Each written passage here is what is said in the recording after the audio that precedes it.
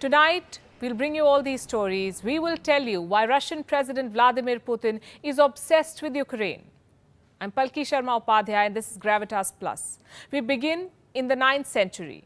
There was a state called Kievan Rus. This is where it was located. The Slavic people lived here. The city of Kiev was their capital. Between 980 and 1015, the Kievan Rus was ruled by Grand Prince Volodymyr.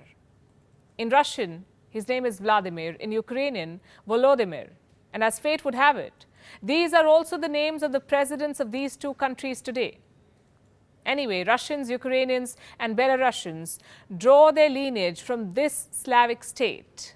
A lot changed in the centuries that followed, and for a lot of it, Ukraine was under Russian rule. In the 1900s, the two were Soviet republics. Russia, the most powerful of the 15 republics, and Ukraine, the second most powerful. It had defense industries, large agricultural lands, and housed much of the Soviet nuclear arsenal. During the Cold War, Ukraine was the arch rival of the United States. The Soviet Union collapsed in 1991. Ukraine became independent, as did Russia. Ukraine inherited much of Soviet nuclear arsenal, but gave it up to Russia in 1994. In exchange, Moscow guaranteed Ukraine's security and promised to respect its sovereignty. They signed the Budapest Memorandum along with these countries. Cut to November 2013, Viktor Yanukovych was the president of Ukraine. He had a reputation for heavy-handedness, corruption, and above all, for being openly pro-Moscow. In 2013, he rejected an EU trade deal. This deal could have meant greater integration with the European Union. Instead, Yanukovych decided to take a $15 billion bailout from Russia. To many Ukrainians, it felt like being sold to Moscow, so protests broke out.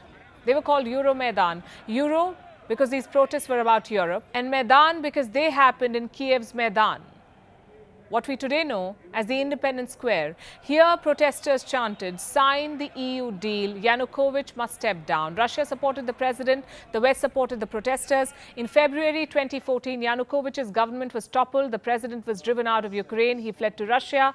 Not every Ukrainian was happy with this. Many in the Russian-speaking East wanted Yanukovych to stay.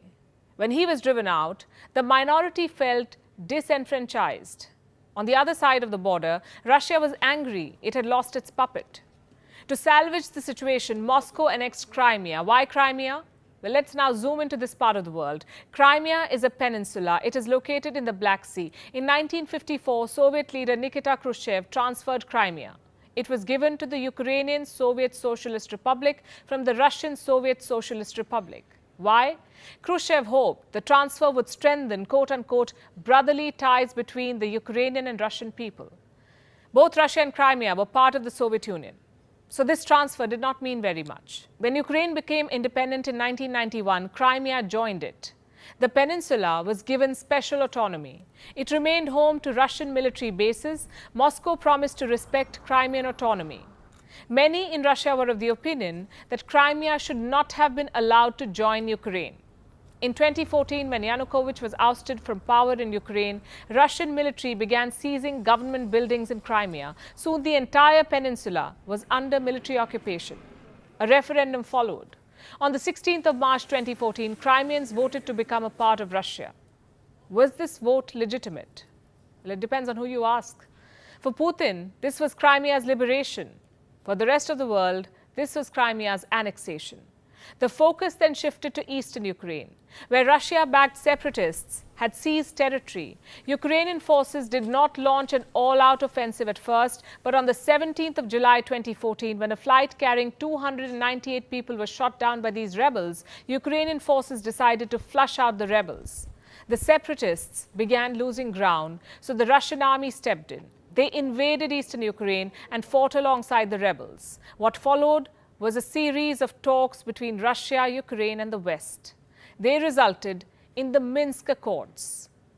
This was first signed in 2014. Both sides agreed on ceasefire and military withdrawal. Ukraine agreed to hold elections in the rebel-held areas.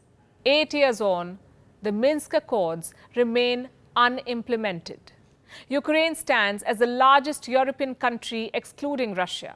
It covers an area of more than 600,000 square kilometers with a population of 44 million and a GDP of more than $155 billion. Per capita income, more than $3,700. Today, Ukraine is divided between East and West in more ways than one. The West sees itself as more European. The East is closer to Russia, be it in terms of geography or sentiment. In the West, most Ukrainians speak Ukrainian. In the East, a third are native Russians.